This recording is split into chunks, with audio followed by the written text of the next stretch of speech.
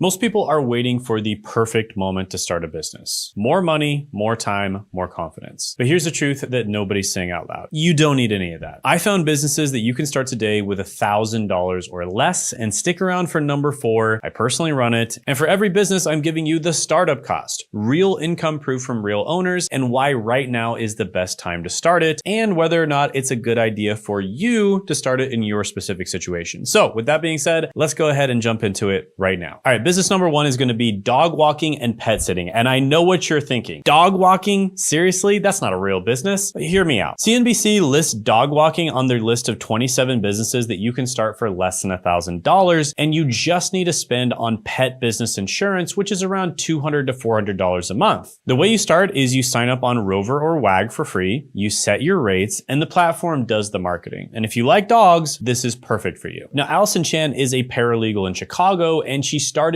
boarding dogs through Rover while studying for the bar exam. And she needed extra money and she figured that she'd watch a few dogs alongside her own. And she now makes $3,750 every single month from dog sitting. And this is all while doing a full-time career. And she calls it like a second salary. But it doesn't stop there. Bethany Lane started her dog care business in 2014 just to make rent and pay off loans. Charging upwards of $35 per walk, she hired more walkers, scaled it up, paid off all of her loans, and bought a vacation home. And her business is comfortably in the 6-figure range, but she started it just to make rent. But why now? Well, the ASPCA reports that over 23 million American households have a dog or a cat. And as more and more people are starting to stop working remote and go back to the office, those dogs still need walks every single day. So yeah, very easy business to start, a bit harder to scale, but possible to scale as well. And there are tons of channels, by the way, about dog walking or just dogs in general. I even have a client who sells Labradors and uses YouTube as their main way of getting customers themselves. And by the way, I do teach people how to grow and make money on YouTube, and just about all of these different business models have the same problem, which is it's hard to get clients, but if you have a YouTube channel, that makes it super easy, which is why I'm doing a completely free live training this week. Click the link in the description and the pinned comment below to check that out. All right, so business number 2 is niche down print on demand store. Now this one sounds almost too easy, and it kind of is, but there is a caveat. Print on demand means you design something like a t-shirt, a mug, a candle label, etc., and then you list it online. And when someone buys it, a manufacturer prints it and ships it directly to the customer. So you never touch the product. All you got to do is design it and list it for marketing. Everything else is taken care of. Now, one thing I have to say though is print on demand as a general strategy is crowded. And what isn't crowded is a specific niche. Retired nurses, homeschool moms, saltwater fishermen. The riches, as they say, are in the niches. So go broad and you'll get buried. Go specific and you'll own a corner of the market that nobody else is paying attention to. Now, Francisco Rivera started a print on demand candle shop on Etsy, and his shop brought in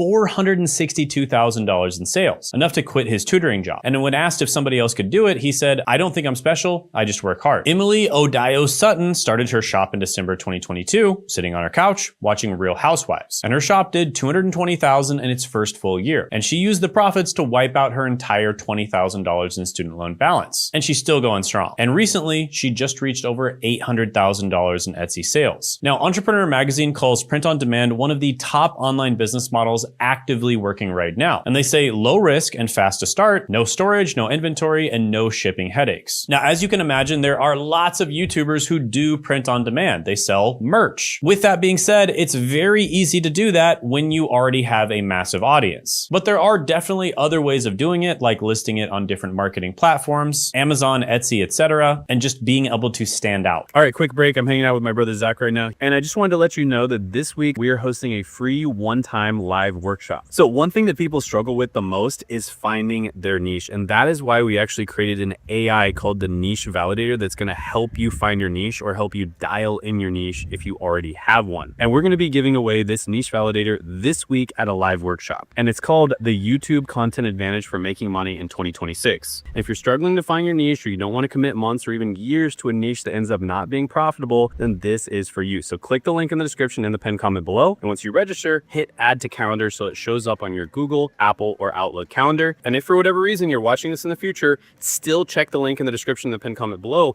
because we may be doing another live workshop in the future, and it'll tell you when. Now, you'll also be able to ask me questions live, so I look forward to meeting you. And you'll also get an update on how this guy is doing on YouTube as well. So see you this week, and back to your regularly scheduled programming. All right, business number 3 is thrift flipping or reselling. Now, this is one that I've done a ton of in my lifetime. And basically, it's buying low and selling high, which is one of the oldest business models in the world. Now, with thrift flipping, you go to a thrift store, a garage sale, or Facebook Marketplace, and you find something that's underpriced. You list it online for more than you paid, and you keep the difference. And Entrepreneur Magazine includes reselling on their list of businesses that you can start with less than $100. Buy some older items, then add the shipping costs, and that is your capital. The barrier to entry could not be lower. And Jocelyn Elizabeth started when her dad brought home a $5 lamp from a church yard sale, and he found the same lamp listed at $70 on eBay. And from there, she went thrifting the next weekend with her baby in a stroller. And that was 2011. Today, she runs Knickknacks, a 7-figure reselling marketplace, and personally earned over $260,000 from it in 2025 alone. And she says anyone could go to Goodwill and pick something up and find out it's worth $50. If you're willing to put in the work, anyone can really accomplish this. Sophie Regal started in her college dorm room, buying items for $5 to $10 and flipping them for $50 to $100. And she built it into a 6-figure business. And here are some of her recent and amazing flips.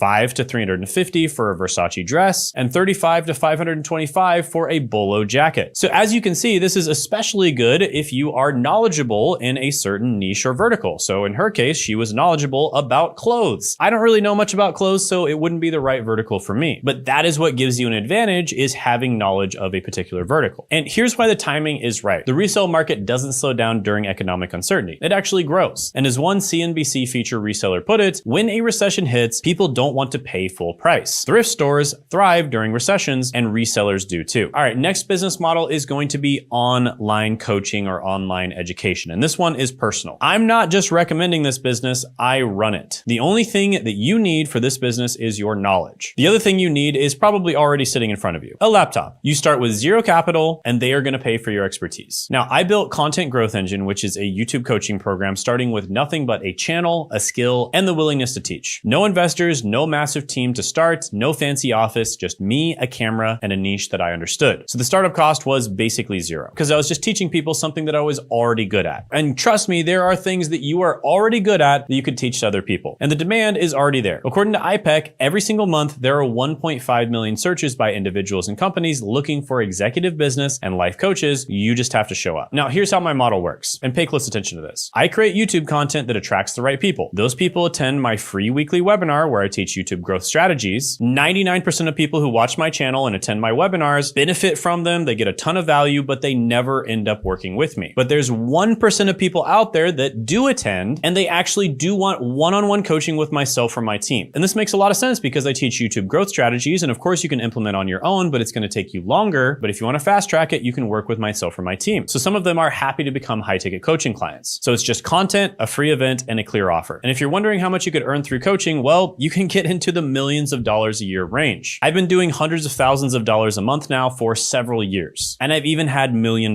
months. So if you want to see more about how this actually works, you can attend my free live training. Click the link in the description and the pinned comment below. And not only will I teach you how YouTube works, but you'll also see how I do it. All right, business number 5 is notary signing. And most people have no idea that this job or this business even exists. And the one that do are usually the ones quietly making $200 an hour from it. Now, this one is great because it could be a job. There are notaries out there. It could be a side hustle. You could just do this on the side. And you could also turn it into a full-time business. And a notary signing agent witnesses and verifies the signing of legal documents, real estate contracts, loan paperwork, and power of attorney. And every time someone buys a house or refinances a mortgage, a notary has to show up in person and make it official. Title companies and law firms don't want to send their own staff out for every single signing, so they pay independent agents to do it. And CNBC reports startup costs range from $250 to $500, basically covering your state notary commission, a stamp, a journal, and errors and omissions insurance. That's it. And Angelina Nguyen was 25 years old with no bachelor's degree when she started charging $75 to $200 an hour as a notary signing agent. And on some mornings, she makes $150 in 5 minutes. And Barbara Hill stated that after watching an elderly notary walk through paperwork at her own home, she now makes $66,000 a year. And she does it with flexible hours on her own schedule. So the certification process takes 4 to 9 weeks depending depending on your state. And after that, you list yourself on national signing databases, and title companies find you, and you show up when someone needs a signature witnessed. And every mortgage, every refinance, every home sale legally requires a notary to show up in person, and that's not changing anytime soon. So the notaries Angela Nguyen's father worked with on real estate documents were, in her words, in incredibly high demand. And that demand is built into how property transactions work in this country. So yeah, this is another one that can be a really good one to get into. And yes, there are entire YouTube channels about how to become a notary as well. So again, if you want to learn how to do YouTube, click that link in the description in the pinned comment below and attend the live training this week where you will literally get to ask me questions live on Zoom. And also check out this video right here where I go over exactly how to start a YouTube channel and how we help people grow with it.